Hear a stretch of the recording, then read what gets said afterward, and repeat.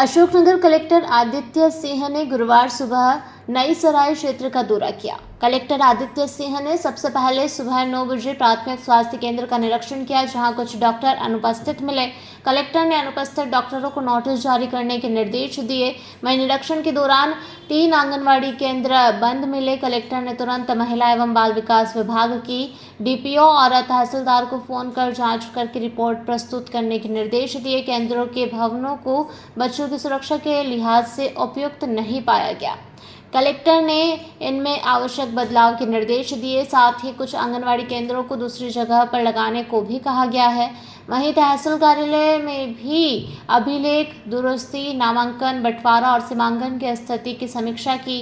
Collector ने सभी लंबित कार्यों को शीघ्र निपटाने के निर्देश दिए। कलेक्टर ने ग्रामीणों की समस्याएं सुनी और इसके बाद कालाबाग गांव में कलेक्टर ने प्राथमिक स्वास्थ्य केंद्र, पंचायत भवन, स्कूल और राशन दुकान का निरीक्षण किया। ग्रामीणों द्वारा बताया गया है कि राशन दुकान महीने में केवल 3 दिन खुलती है। कलेक्टर ने राशन दुकान संचालक को नियमित रूप से दुकान खोलने के निर्देश दिए। उन्होंने सीसी सड़क निर्माण की मांग पर पंचायत को काम करने के निर्देश दिए। प्रधानमंत्री आवास योजना, आयुष्मान योजना और नल जल योजना की प्रगति की भी जानकारी ली। तो वहीं आपको बता दें कि अशोकनगर कलेक्टर आदित्य सिंह को एक्शन मोड में देखते हुए जिले भर के अधिकारी एवं कर्मचारियों में खलबली मची हुई है कि पता नहीं कलेक्टर साहब कब किस क्षेत्र के दौरे पर निकल आएंगे, वह भी सुबह सुबह। वहीं दूसरी ओर जिलेवासी सोशल मीडिया पर कलेक्टर साहब के कार्य की सराहना कर रहे हैं। नई सराय तहसील में आज हम लोग ने सर्वप्रथम आंगनबाड़ी केंद्रों का जो खुलने का समय 8 बजे निर्धारित है उसके विषय में जांच की। तो यहाँ पे 3 आंगनबाड़ी केंद्र बंद पाए गए थे, जिस विषय में अभी डीपीओ महिला बाल विकास और सीओ जिला पंचायत यहाँ पे उपस्थित होकर विस्तृत रूप से देखेंगे। साथ ही जिन बिल्डिंग्स में आंगनबाड़ी लग रही हैं वो ना तो बच्चों के हिसाब से सेफ हैं और वो उसके लिए सुगम नहीं है। जहाँ बच्चों को आंगनबाड़ी में आने का कोई मोटिवेशन मिले तो उनको भी चेंज करने के निर्देश दिए। पंचायत भवन यहाँ भी खुला नहीं मिला, उसके लिए भी सर अभी सीओ जिला पंचायत और जनपद पंचायत सीओ आके उसके विषय में जांच करेंगे। और उसके उपरांत तहसील का हम लोगों ने यहाँ पे कोर्ट का इंस्पेक्शन किया है। जो भी केसेस हैं वो नियमानुसार समय सीमा के अंदर निराकृत किए जा रहे हैं, इसके विषय में निर्देश दिए।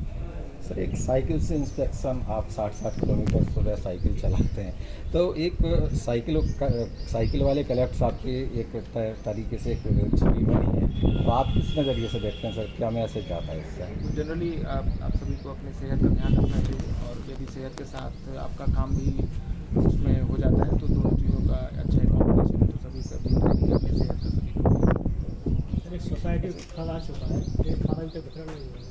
कौन सी सोसाइटी?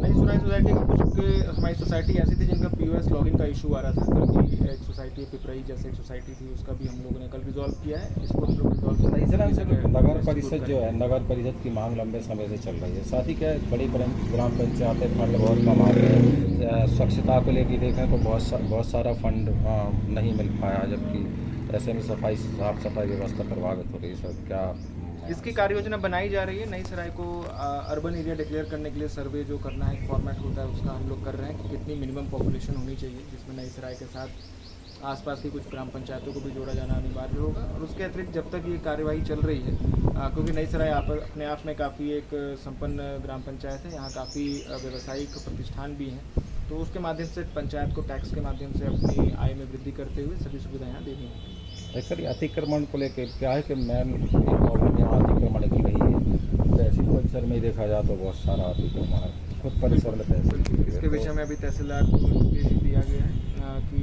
जो भी इसमें औपचारिकताएं हैं, लिखा पढ़ी कानूनी है, वो कर लें। उसके बाद निर्णय, अगर कोई अवैधानिक अतिक्रमण पाया जाता है यहाँ पे तो उसको हम लोग हटाएंगे। सर, यहाँ पे कचरा गाड़ी है। अशोकनगर से अलीम डायर की रिपोर्ट।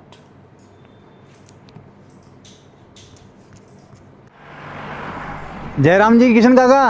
राम राम भाई, राम राम। क्या दोनों भाई बैठ के क्या हिसाब लगा रहे हो? ऊटी लहसुन के भाव आ गए क्या? अरे नहीं रे दादा, ये अपना रमेश नया मकान बनाने के लिए लोन ले रहा है। हिसाब किया तो पता चला कि लोन का पैसा तो ईंट और रेती में ही पूरा हो जाएगा।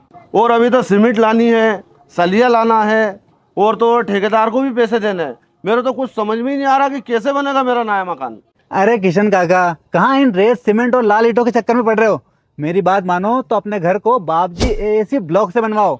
इसमें ना सीमेंट और रेत की जरूरत होती है, ना ही तराई करने की झंझट। और लाल ईंटों के मुकाबले आपका मकान काफी तेजी से बनकर तैयार हो जाएगा। इससे आपके पैसे तो बचेंगे ही, साथ ही मजबूती ऐसी कि सालों साल देखने की जरूरत नहीं। और इससे आप अपना मकान ही नहीं, कुएं और खेत की बाउंड्री वॉल भी बनवा सकते हो, जिससे रोजड़ों की समस्या भी खत्म हो जाएगी। वाह भाई, ये तो कमाल की चीज है। फिर तो मैं अपना घर बाबजी ब्लॉक से ही बनवाऊंगा। और मैं अपने खेत की बाउंड्री वाल। ज्यादा जानकारी के लिए स्क्रीन पर दिए गए नंबर पर अभी कॉल करें। बाबजी एएसी ब्लॉक्स, स्टील से मजबूती।